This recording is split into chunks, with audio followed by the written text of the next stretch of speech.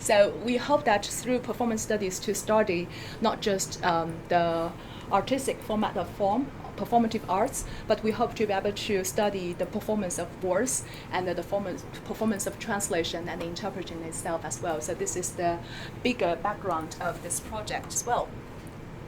And based on the initial findings, Professor Pong organized a drama workshop, and originally we planned to work together with professionals, and again due to COVID, and also we wanted to pilot it with students, so we invited students again with the background of music, interpreting, and sports. We arranged for them to join a drama workshop specifically designed for them to help them to develop better performance afterwards, and then we gathered a lot of interest. Because my background is from physics, I interested in understanding the brain as a so-called complex system. Because I think why we are so rich is because we are complex, right? Complex in the sense that the brain activity, the brain is such a system. It's a connection of 100 billions of neurons. Each is a really very non-linear, and when you have so many neurons coupled and in between through many levels of the network connectivity, that in physics is called the complex system.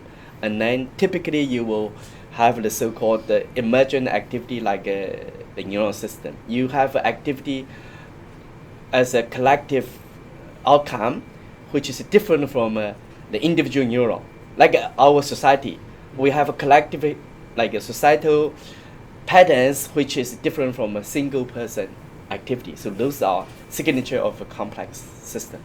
Then from this kind of perspective, what we do is we do analysis and modeling such complex network and those dynamic, and because the challenge is how those structure of the network will shape the dynamic, and that will form the foundation of function and lead to the behavior outcome.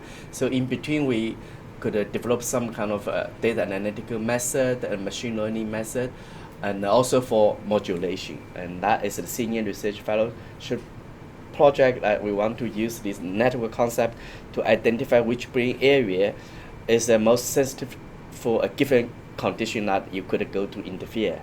For example, with TMS to improve cognitive enhancement like that, or a disease. So I'm Longji, so my background is in psychology and neuroscience. Now I think I also have the background in management. So I actually study rationality. So basically, so this is a field in behavior economics. So in behavior economics, the way we define like peak performance probably is just how to maximize your own reward, right? So this is very easy. So if you are in the stock market, how much money you make defines like your peak performance.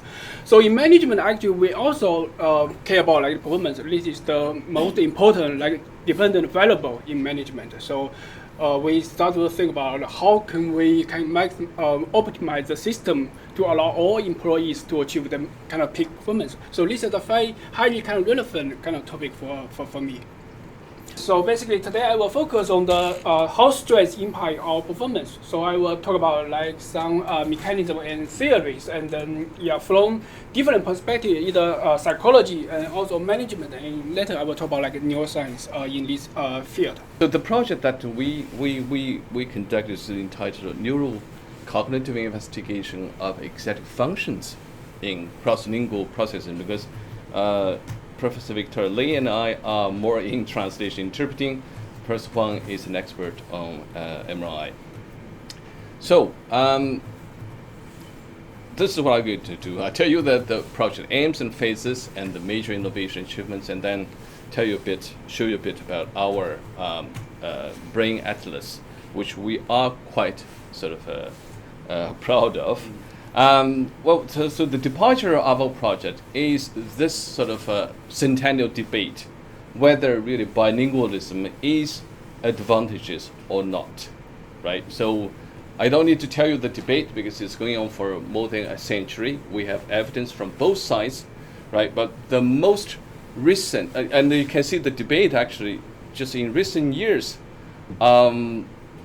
prompted all these special issues in almost all these top journals relating to neuroscience and cognition. So you see it's pretty much a live debate today.